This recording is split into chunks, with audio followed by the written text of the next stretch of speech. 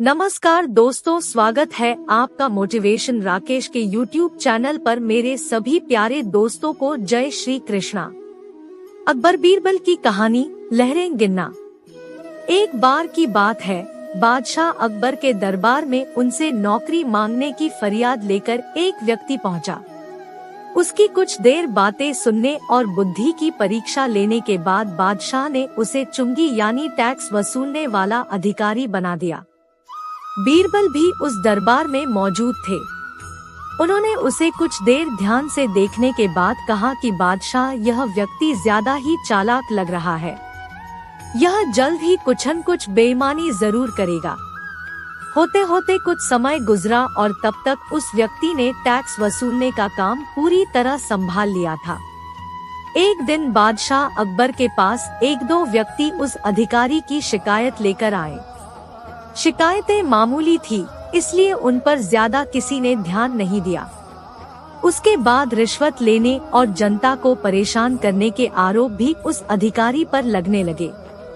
इतनी शिकायतें आने पर बादशाह ने सोचा कि इसका तबादला ऐसी जगह कर देता हूँ जहाँ इसे बेईमानी करने का मौका ही न मिल पाए।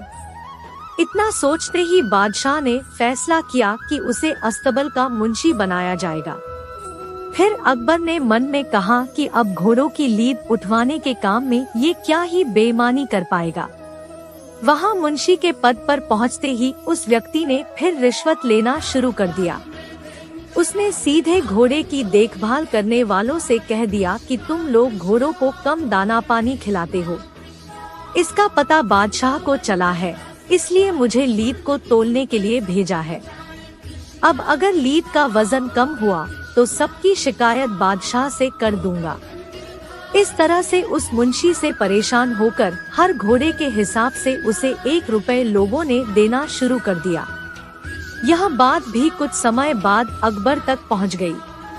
उन्होंने मुंशी को सीधे यमुना की लहरें गिनने का कार्य सौंप दिया। फिर बादशाह के मन में हुआ कि अब यहाँ तो यह कोई बेईमानी कर ही नहीं पाएगा। कुछ ही दिनों में जैसे ही वो व्यक्ति यमुना किनारे पहुंचा तो वहाँ भी उसने अपना दिमाग दौड़ा लिया।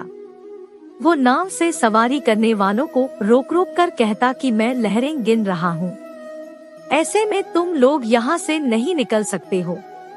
इसी जगह पर 2-3 दिन तक रुकना होगा।